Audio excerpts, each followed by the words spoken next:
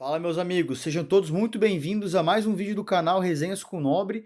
E hoje iremos analisar uma das principais obras de George Orwell, que é A Revolução dos Bichos, escrita no ano de 1945. Então, por ser uma obra narrativa, alegórica, com uma mensagem no final, prometo não dar spoilers da história, tá bom? Prometo fazer uma análise mais aprofundada em vídeos posteriores. Então, fique até o final do vídeo e não deixe de participar dessa resenha. Sobre o autor, George Orwell, eu vou deixar aqui no link acima um vídeo que fiz especificamente sobre ele. E ali vocês terão informações um pouco mais detalhadas sobre o mesmo. Mas, resumidamente, o inglês George Orwell, um dos principais críticos de sistemas totalitários como nazismo, fascismo e comunismo, escreveu o livro A Revolução dos Bichos no ano de 1945, justamente como uma alegoria para mostrar a ineficiência desses sistemas. E o exemplo específico que podemos observar no livro é o seu ataque à Revolução Russa, que fica bem caracterizada e vai ficar bem mais claro quando analisarmos os personagens a seguir. E se analisarmos os momentos que antecederam a ascensão dos regimes totalitários, mais uma vez, nazismo, fascismo e comunismo, podemos perceber uma coisa em comum entre os países onde ocorreram essas ascensões.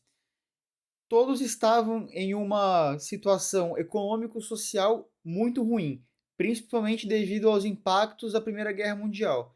E é exatamente essa situação em que se encontra a Fazenda Solar, local onde se desenrola a Revolução dos Bichos. E a Fazenda Solar estava em uma situação de conservação muito ruim, principalmente porque o seu dono, o Sr. Jones, vivia bêbado e recentemente começou até a negligenciar a própria alimentação dos seus animais.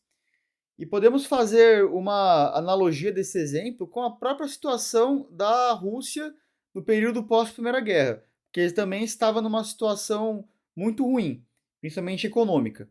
E esse é o cenário perfeito para animosidades internas, ou seja, para revoluções, principalmente se as bandeiras que forem levantadas forem relativas a temas como igualdade e prosperidade, ainda que o pessoal não explicasse como que isso ia se dar. Quanto aos personagens, iniciemos então com os líderes da revolução, que eram os porcos. Seus nomes eram Major, Bola de Neve e Napoleão, e foram escolhidos pelos animais como seus líderes justamente por terem a fama de serem os mais inteligentes e que sabiam ler. O porco major, no início do livro, mediante aquela situação de insatisfação geral, ele reúne todos os animais do celeiro e ali ele faz um discurso eloquente sobre igualdade, sobre os direitos dos animais e que se eles se unissem poderiam depor Jones e viver em uma sociedade igualitária. Exatamente como Marx, um dos principais intelectuais do comunismo, escreveu no seu livro O Manifesto do Partido Comunista. E mas ainda assim o Major talvez pode ser associado um pouco também à figura de Lenin, que foi um dos primeiros líderes da Revolução Russa em 1917. Já Bola de Neve, como sucessor do Porco Major, ele pode ser associado à figura de Trotsky, que, comparado a Stalin, era um líder um pouco mais moderado da Revolução. E dentre os porcos, Napoleão era de longe o mais autoritário, que concentrou muito poder para si, se aproveitou do sistema em benefício próprio e em detrimento dos animais, que começaram a ficar numa situação cada vez pior.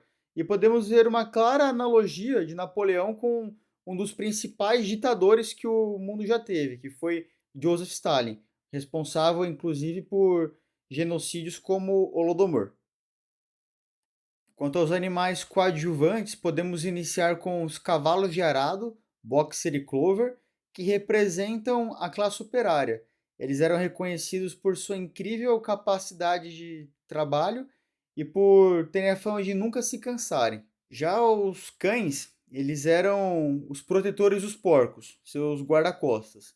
E podemos fazer uma analogia com a própria polícia soviética, que cumpria ordens estritas dos seus líderes e perseguia possíveis insurgentes.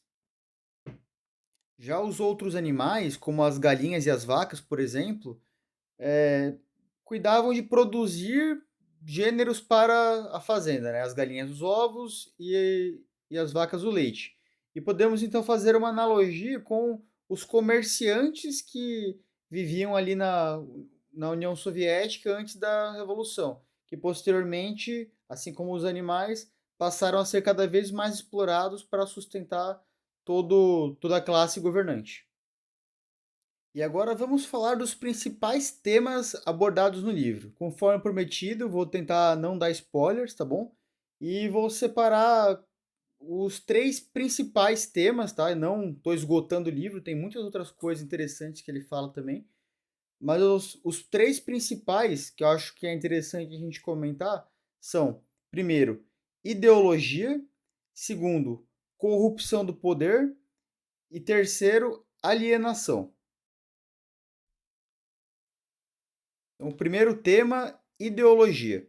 Já no início do livro, o porco major reúne os animais no celeiro e aborda alguns princípios que regem a sua ideologia, que é o animalismo. Princípios como a igualdade e a luta de classes, no caso entre os animais e os humanos. Isso claramente é uma analogia ao comunismo, principalmente por essa questão dessa luta de nós contra eles. E esse que é o perigo das ideologias, porque quando você junta um grupo, você cria o nós e tenta atingir um grupo abstrato, de certa forma, né, como uma classe social, isso prejudica muito o debate, prejudica muito o pensamento crítico e muitas das vezes, e até é mencionado no livro, quando os animais percebiam que sua situação estava muito desagradável, alguns até questionavam se estava pior do que na época de Jones. E eles perguntavam aos porcos por que aquilo era daquele jeito, questionavam. Os porcos simplesmente respondiam: Ah, vocês preferem que o Jones volte com o governo dele aqui? E isso por si só já deixava os animais na linha, né?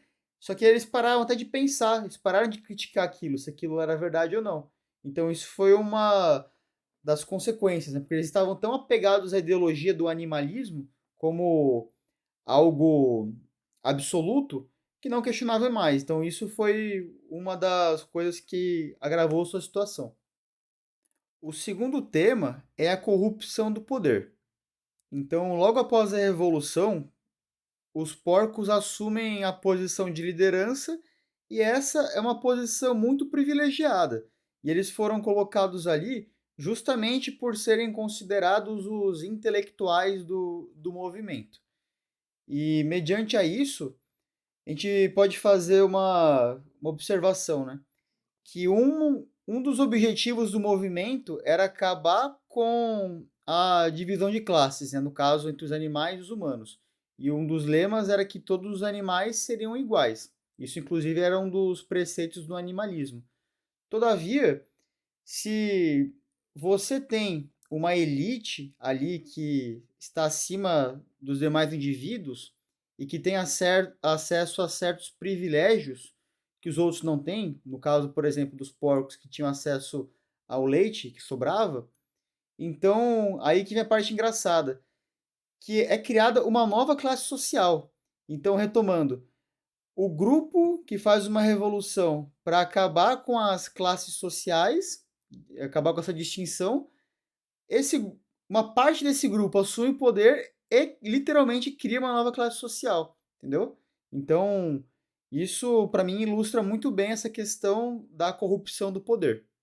O terceiro tema, que para mim é um dos principais aqui da obra, é o da alienação. Então, em certo momento, percebemos que os porcos eram os únicos animais que sabiam ler na fazenda. E com isso, escreveram na parede do celeiro os preceitos do animalismo, mas como mais ninguém sabia ler, todos eram, no fundo, escravos dos porcos para falar aquilo que eles quisessem. Então, muitas das vezes, para legitimar algumas de suas ações, aquelas frases eram reescritas e disseminadas. E o pior de tudo, até um parênteses que eu falo até com outra obra do Orwell, que é 1984, que em algum momento o personagem diz que quem controla o presente controla o passado.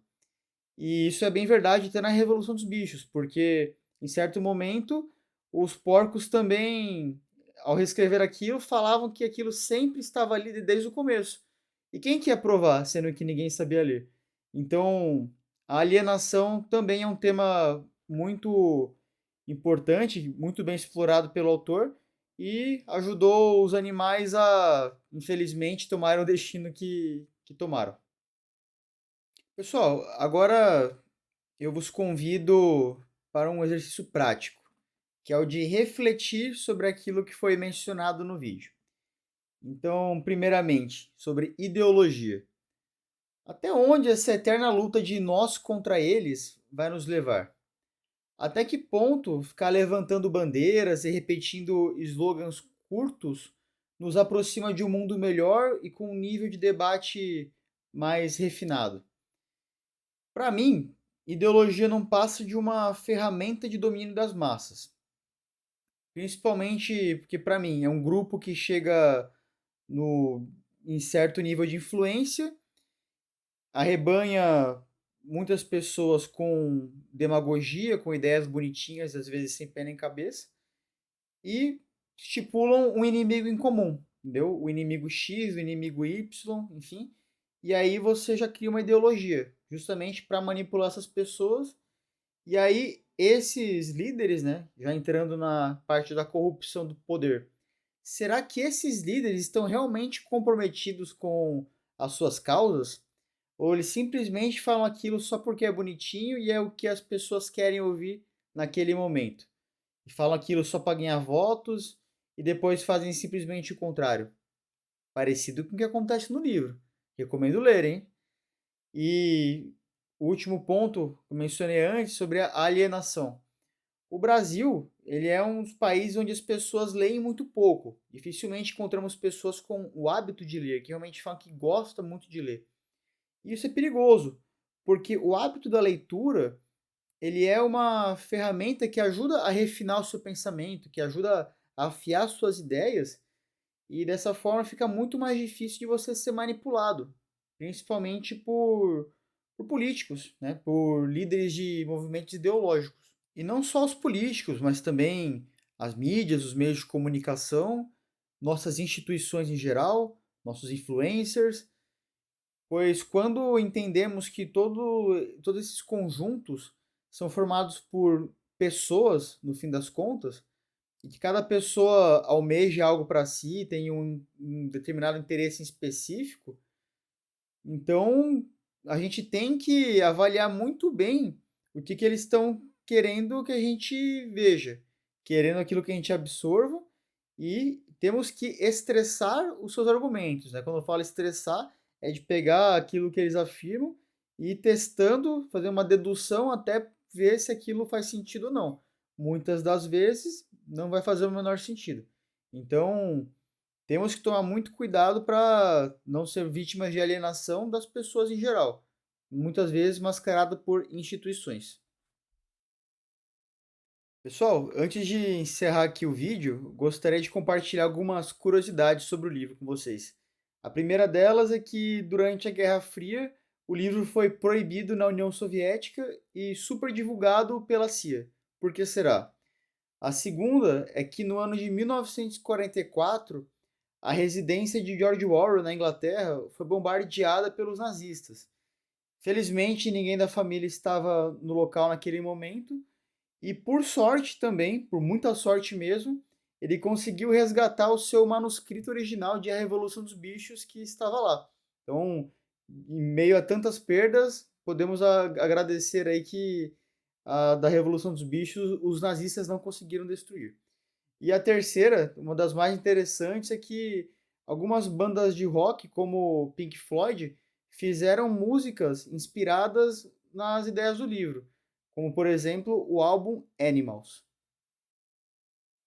Pessoal, encerramos então mais uma resenha. Agradeço a todos por terem ficado até o final.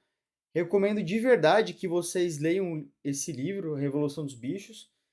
E ele é um livro que eu sempre recomendo para quem está iniciando o hábito da leitura, porque, primeiro, ele é um livro bem fino, ele é uma narração que já é bem mais palatável, né? É bem mais fácil de ler assim do que às vezes um livro com conteúdo mais denso, né? Sobre filosofia, por exemplo. E a mensagem dele é muito interessante. É um livro atemporal de fato. Já tem quase 80 anos que ele foi escrito aí e ainda assim é recomendado. Então, mais uma vez, agradeço a todos por terem visto o vídeo até o final. Se possível, compartilhar com seus amigos, deixar o like aí também. E sugestões de livros para fazer novas resenhas, ou sugestões também de outros métodos para continuar os vídeos. E assim a gente vai melhorando e em busca da missão que é diminuir a alienação do mundo. Tá bom? Pessoal, forte abraço, tamo junto.